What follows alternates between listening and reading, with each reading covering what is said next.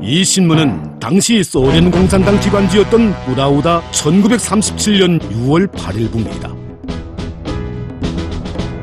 신문에는 1937년 6월 4일에 진행된 보천보 전투에 대한 소식이 크게 실려 있습니다.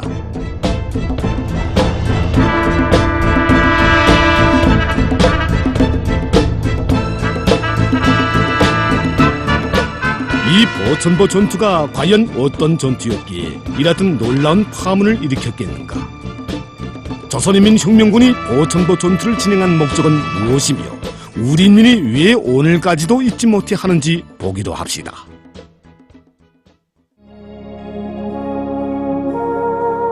이 사진은 1937년 3월 역사적인 소강회의가 진행된 집입니다. 이 집에서 위대한 수령님께서는 대부대에 의한 국내 진출을 조선인민혁명군의 당면과업으로 제시하셨습니다. 위대한 수령님께서 국내 진공 작전과 관련한 구체적인 임무를 밝혀주셨습니다.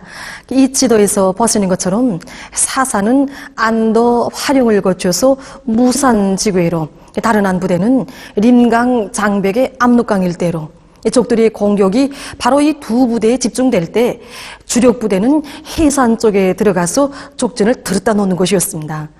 한마디로 말해서 이 작전의 총적인 지향점은 국내 적도를 치자는 것이었습니다. 그러면 위대한 수령님께서 왜 다름 아닌 1937년에 국내 진공 작전을 단행하기로 결심하셨겠는가 하는 것입니다.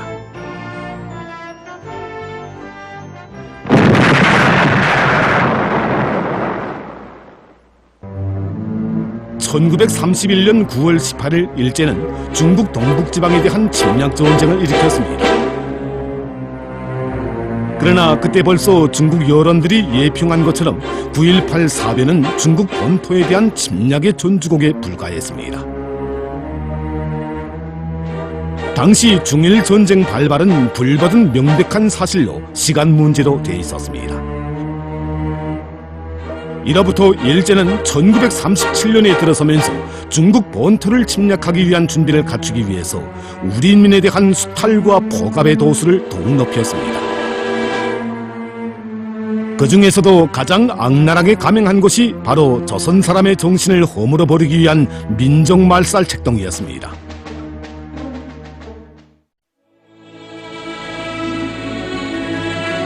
당시 우리 인민의 비참한 처지에 대해서 위대한 수령님께서는 회고록에 이렇게 쓰시었습니다. 그해 4월이 아니면 5월이었다고 기억된다. 만포 쪽에 나갔다가 돌아온 한 무장서조원이 나에게 사업 보고를 하다가 산중에서 목격한 사실이라고 하면서 이런 이야기를 하였다. 글쎄 팔다리가 젓가락같이 여인 10살 되나마나 한 사내 애들이 설밭에서 삭정이를 줍고 있지 않겠습니까? 알아보니 학교에서 올겨울에 조선말을 한 곳 때문에 매를 맞고 벌금을 물으라고 나무를 한다는 겁니다. 그 애들은 모두 보통 학교 2학년생들이었습니다.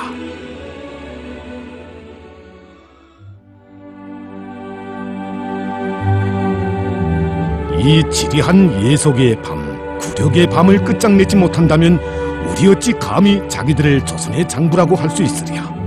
어서 빨리 조국으로 나가자. 조국에 나가서 기나긴 악몽 속에서 시달리는 민족의 녹새에 생명을 불어넣자. 위대한 수령님께서 회고록에 쓰신 것처럼 이것은 조국 진군을 준비하던 나날 항일 빨치산들의 심장 속에 간직된 굳은 결심이었고 국내 진공 작전을 통해서 달성하려는 목표였습니다. 그러나 조선인민혁명군의 국내 진출은 허란 일이 아니었습니다. 이 사진은 1936년 조선 청동 미나미와 관동군 사령관 우에다 사이에 벌어진 도문회담을 보여주는 것입니다. 당시 일제의 오용신문들은 국경에서 맺어진 굳은 악수, 도문에서 서로 만나 조선과 만주의 의전을 논하다 공동 커뮤니케 발표라는 보도를 날렸습니다. 그리고는 이른바 3대 정책이라는 것을 내놓았는데 그것은 국경 경비를 더욱 강화하며 유격대에 대한 대규모적인 토벌 공세를 강화하고 집단 부락을 설치하여 유격대와 인민들 사이의 연계를 끊어놓는다는 내용을 골자로 하고 있었습니다. 이 분포들을 통해서 볼 수 있는 바와 같이 일제는 압록강, 두만강 일대에 경찰서, 주재소만 해도 300여 개나 설치하고 어디마다 하나씩 포대를 쌓아놓았으며 국경경비에 비행기까지 동원시켰습니다. 1937년 5월 중순경 조선인민혁명군이 지양계 등판에 이르러 국내 진공을 위한 대여 정비와 여러 가지 선동 사업을 벌이고 있던 때 갑산 방면에서 활동하던 박달 동지는 놀라운 소식을 가져왔습니다. 그것은 일제의 국경경비 무력이 대대적으로 북상해서 무산 쪽으로 진출하고 있는 최연 동지의 사사부대를 포위하려 한다는 것이었습니다. 이런 정황으로부터 이대한 수령님께서는 지양계 덕부동 등판에서 조선인민혁명군 군정간부회의를 여시었습니다. 그때 회의에서 논의가 분분했습니다. 위대한 수령님께서는 최연동문의 사사부대가 적들이 포위에 들었다고 하시면서 최연은 자체의 힘으로 뚫고 나올 수 있다고 하는데 우리가 구 결심을 믿고 가만히 있어야 하겠는가? 만일 구 결심이 믿업지 못한 것이라면 우리가 어떻게 해야 하겠는가고 지휘관들에게 문제점을 제기하였습니다. 쭉 국내 진출을 먼저 한 다음 연이어 구출 작전을 펼쳐야 하겠는가? 그렇지 않으면 우리 주력 부대를 둘러갈라서 두 개의 작전을 동시에 수행하는 것이 옳겠는가? 또 최연 부대를 포위해서 구출하자면 국내의 어느 지점을 치는 것이 가장理想적이겠는가? 이렇게 수령님께서 논의에 붙이시자 지휘관들은 저저마다 자기 생각들을 이야기했습니다. 그때 지휘관들의 주장은 크게 두 가지로 돼 있었습니다. 한 부류는 적들의 배후를 타격해서 최연 부대부터 구출하고 그 후에 형편을 봐가다가 국내 진공 작전을 단행하자는 것이었고, 다른 한 부류는 최연 부대는 전투력이 강한 부대이기 때문에 어떤 대가를 치르더라도 자체의 힘으로 포위에서 빠져나올 수 있는 가능성을 가지고 있는 것만큼 예정대로 한시 앞이 국경 일선인 해산을 치자는 것이었습니다. 바로 이때 위대한 수령님께서는 이 두 가지 작전을 하나로 결합시키는 방안을 내놓으셨습니다. 우리는 반드시 국내 진공을 단행해야 한다. 이 작전에는 병병이나 취소라는 것이 있을 수 없다. 또한 우리는 시급히 최연 부대를 구출해야 한다. 국내 진공을 중시한다고 해서 혁명 동지들을 사지판에 내버려두는 일은 있을 수 없다. 그러면 출로는 어디에 있겠는가? 그것은 국내의 온화한 지점을 쳐서 이 두 가지 목적을 한꺼번에 다 달성하는 것이다. 그래서 사사부대가 포위되어 있는 백여봉에서 제일 가까운 요충지이며 해상가의 중간 지점에 있는 보천보를 칠 것을 결심하였습니다. 여기가 바로 양강도 보천군 소재지에 있는 보천보 혁명전적지입니다. 싸움의 자취가 역력하게 남아있는 보천보의 옛 시가로는 지금도 수많은 답사자들이 찾아오고 있습니다. 순한 많던 민족사의 구절구절을 속삭여주는 듯 싶은 압록강의 소연한 물소리 속에 답사자들이 듣게 되는 이야기는 위대한 수령님께서 불의의 정황 속에서 구시물동의 뗏목다리로 압록강을 건너도록 하신 내용이었습니다. 때 위대한 수령님께서 조선인민혁명군 주력부대를 이끄시고 저쪽에 중국 쪽에 멀지 않은 구시골 오구에 이르셨습니다. 그때 대호 편성을 보면 7년대가 기본으로 됐고 8년대와 경의중대에서 선출된 대원들로 한 150여 명가량 대호가 편성됐습니다. 수령님께서 이것이 이루어졌을 때 뜻밖의 정황에 부딪힙니다.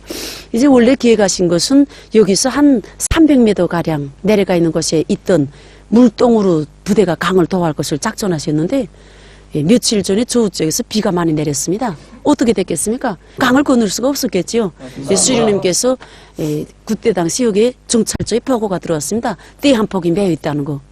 그 떼목으로 말하면 그 해산에 집을 둔 유벌공들이 떼를 몰고 내려가다가 날이 어두워지니까 하룻밤 자고 가자고 여기다가 매어놨던 그런 떼였습니다. 그 위대한 수령님께서 바로 그 떼목을 돌려다가 다리를 놓고 부대가 강을 건널 것을 결심하셨습니다. 위대한 스님께서 이렇게 불의의 정황 속에서 용활한 유격전법으로 도광지점을 다시 정해 주셨습니다. 그래서 부대에서는 떼목다리저가 모졌습니다.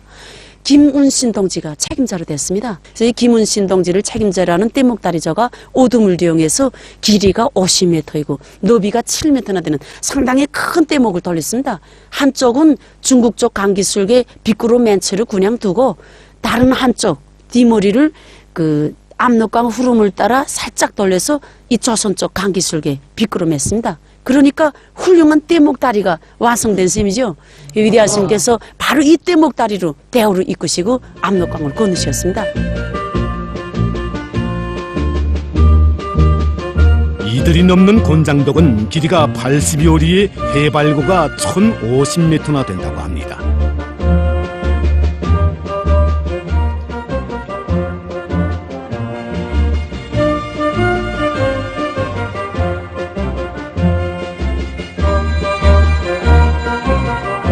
(1937년 6월 3일) 조선인민 혁명군 대원들과 함께 곤장독에 오르신 위대한 수령님께서는 대원들이 보천보 전투를 위한 만단의 준비를 갖추도록 하셨습니다.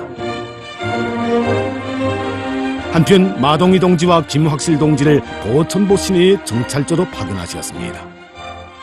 곤장독을 넘어가느라면 사령부 자리라고 쓴 표말 곁에 있는 사정물을 볼 수 있습니다. 이것이 바로 보천보 전투에 대한 작전적 구상을 무르익히시며 위대한 수령님께서 리용하신 노루 가죽과 모포입니다. 우리 수령님께서 부대를 거느리시고 이곳에 이르셨을 때는 날이 훤히 밝을 무렵이었습니다. 저기 저 사령부 자리라고 쓴 표시비가 보이지 않습니까? 그리고 그 옆에는 우리 수령님께서 앉으셨던 자리입니다.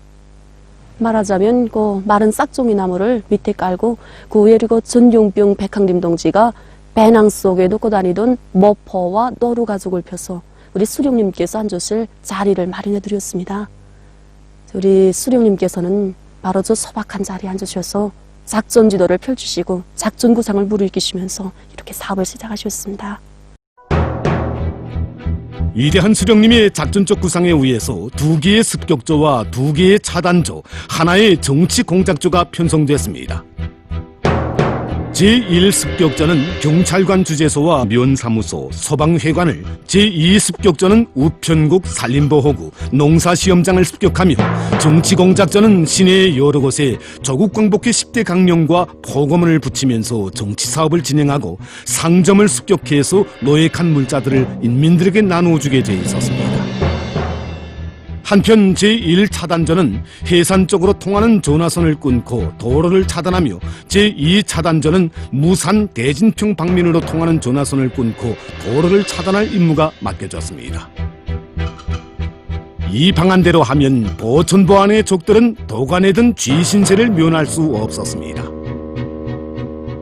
이 고장을 보천보라고 부르게 된 것은 한자로 보면 넓을 보자에 하늘천자, 보로 보자를 써서 하늘 아래 첫 동네에는 군사요충지란 뜻입니다. 그러다가 1931년도에 갑자기 주민이 불어나기 시작했는데 그 이유는 일제가 농사시험장 북선지장, 북부조선 일대에 있는 농사시험장 이란 뜻입니다. 이걸 여기 보천보에 내오면서 여기저기서 사람들을 강제로 많이 끌어왔기 때문이었습니다. 그래서 보천보 전투 전에는 세대수가 300여 세대, 인구수로 보면 1380여 명 되었습니다. 그래서 이 압록강 일대에서는 비교적 큰 부락을 형성하고 있었습니다.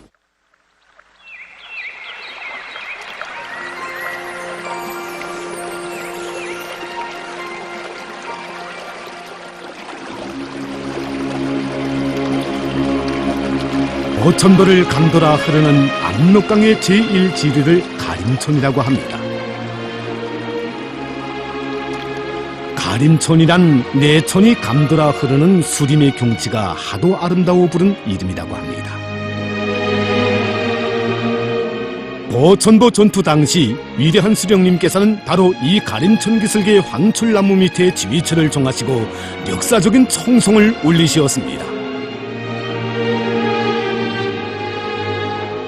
이 건물이 조국 광복회 회원으로서 보천보 전투 당시 조선인민혁명군의 기란례를 맡아야 했던 천봉순 동지가 보천보 시내의 적정을 알아보기 위해서 들렸던 자파상점입니다. 2중 3중의 정찰 자료와 전투 목표의 설정, 정확한 시간 선택과 불의 공격, 방화를 통한 충격적인 선동, 활발한 선전 활동의 배합 등 모든 과정이 입체적으로 맞물린 빈틈없는 전투 조직이 이루어졌습니다. 이 화면은 보천보 혁명 전적지에 찾아와 역사적인 그날을 감회 깊이 돌이켜보는 항일혁명 투사들의 모습을 찍은 것입니다. 그들은 위대한 수령님께서 보천보 전투를 지휘하신 황철나무에서 주요 공격 목표인 경찰관 주재소까지 거리가 불과 100m밖에 안 되며 바로 거기에 보천보 전투가 가지는 또 하나의 특징이 있다고 이야기합니다.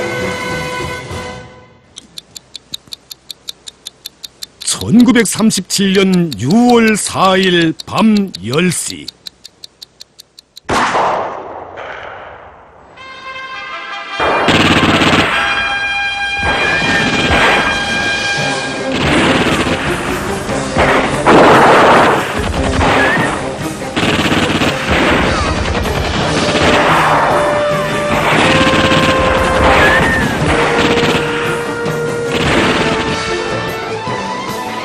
동포들이여, 저 불길을 보느냐? 조선은 죽지 않았다. 조선의 정신은 살았다. 조선의 심장도 살았다. 불을 지르라. 원수의 머리 위에 불을 지르라.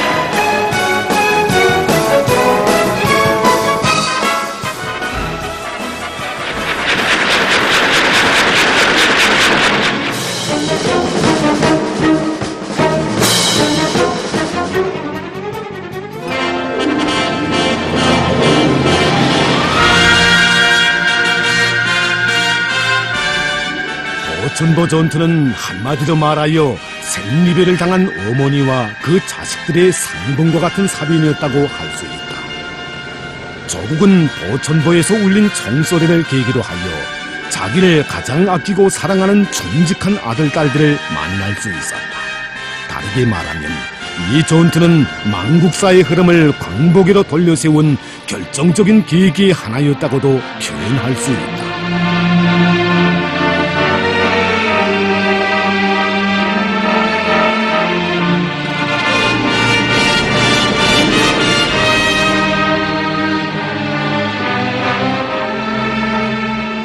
보천보 전투 후 구시산과 간산봉에서 벌어진 전투들에서 일제 침략자들은 또다시 서디슨 참패를 당했으며 우리민은 조국 해방에 대한 굳은 신심과 낙관을 받아안게 됐습니다. 이 작품은 미술가 정관철 선생이 1955년에 창작한 유화 보천보의 횃불입니다. 정관철 선생은 생전에 보천보 전투와 관련한 여러 상의 작품들을 창작했는데 그 가운데서 유화 보천보의 횃불은 첫 자리에 놓을 수 있는 그의 대표작이라고 말할 수 있습니다. 이뿐 아니라 김사량 선생이 창작한 연국 뇌성, 적이천 선생의 장편 소사시 백두산과 함께 해방 후 보천보 전투를 반영해서 창작된 3대 예술 작품 중에 하나라고 합니다. 미술에 남다른 취미가 있었지만 집이 너무 가난한 탓에 신문 배달을 하며 미술 공부를 했다는 정관철 선생은 보천보 전투 소식을 접한 그날 하루 종일 힘든 줄 모르고 신문을 날랐다고 합니다. 그러다가 해방 후에야 처음으로 위대한 수령님을 만나 뵙고 보천보 전투에 대한 이야기를 직접 듣게 됐다고 합니다. 그때의 인상이 너무도 깊었던 정관철 선생은 보천보 전투 장소도 밟아보고 항일혁명 투사들의 체험담에 기초해서 오늘과 같이 보천보 전투의 역사적 화폭을 형상해낼 수 있었다고 합니다. 위대한 수령님 지표 올리신 보천보의 횃불.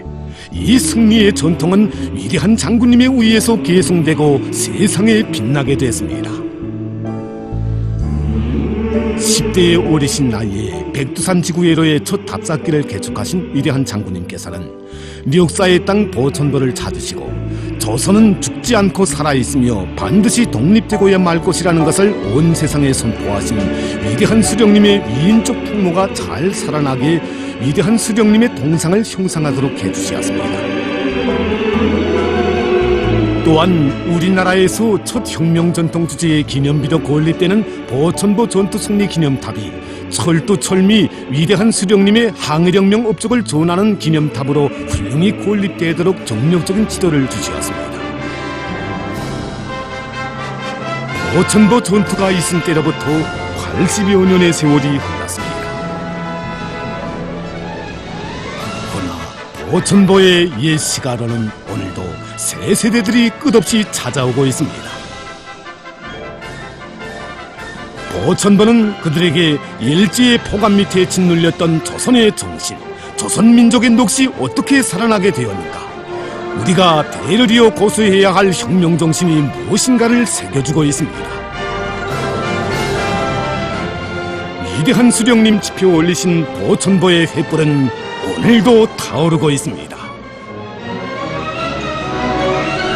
세월을 두고 계속된 역사의 온갖 도전과 시련 속에서도 우리 조국은 보천보의 횃불, 보천보의 총성과 같은 역사적인 사변들로 자기의 기상과 정신을 계속 보여주고 있습니다. 대를 이어 위대한 수령을 모시고 있기에 백두의 혁명 전통은 계속 이어질 것입니다.